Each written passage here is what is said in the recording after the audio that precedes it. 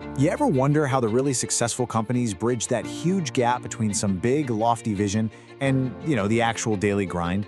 Well, it almost always comes down to having the right blueprint. So today, we're diving into the Six Sigma Business Scorecard. And look, you've probably heard of Six Sigma for process improvement, right? All that data-driven stuff. But this scorecard, this is something different. It's a super powerful framework for turning that big, ambitious strategy into actual, measurable results. I mean, this is it, right? This is the million-dollar question for any leader out there. You've got this incredible vision for where you want to go, but how do you actually translate that dream into the tasks your team is doing, like right now, today? Closing that gap between the big, high-level goal and the day-to-day work, well, that's exactly what this blueprint is designed to solve. So what exactly is this scorecard planning stage? The best way to think about it is like a strategic bridge. It's a framework that's built specifically to connect your company's big vision directly to tangible actions. And here's the crucial part, to measurable results. It's all about getting that strategy off the whiteboard and actually putting it to work in the real world. Okay, so every great blueprint needs a solid foundation, right? For this one, it all starts with having a crystal clear destination. So let's get into part one, setting the vision. And let me tell you, the source material is absolutely emphatic about this. Everything, and I mean everything, starts right here. Before you set a single objective, before you even think about launching a project, you have to nail down the core vision and strategy. This isn't some formality you can just check off a list. It's the absolute bedrock of the entire plan. Seriously, without it, you're just building on sand. All right, so you've got your inspiring vision. That's awesome.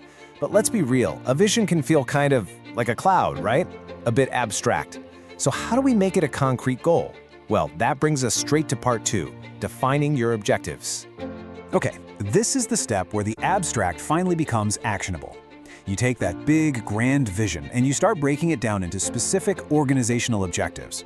So, for example, let's say your vision is to be the leader in sustainable tech. That sounds great, but what does it mean? Well, a clear objective could be something like source 50% of our materials from recycled content by the end of the year. See?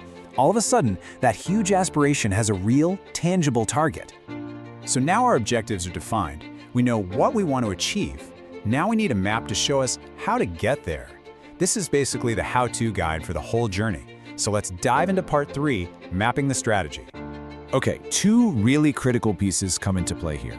First up, you create what's called a strategy map. This is basically a visual that shows how all your different objectives are connected, like a cause and effect chain. Something like improving employee training leads to better customer service, which in turn drives higher customer loyalty. It connects the dots.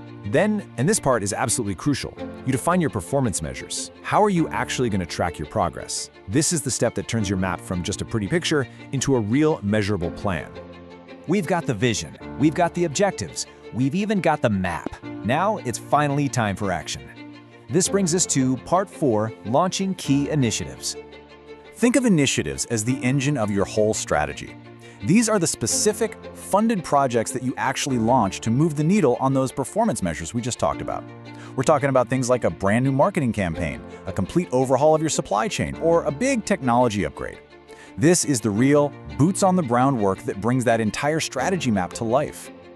But wait, launching the projects isn't the end of the story. Not even close. In a lot of ways, the most important work is just getting started.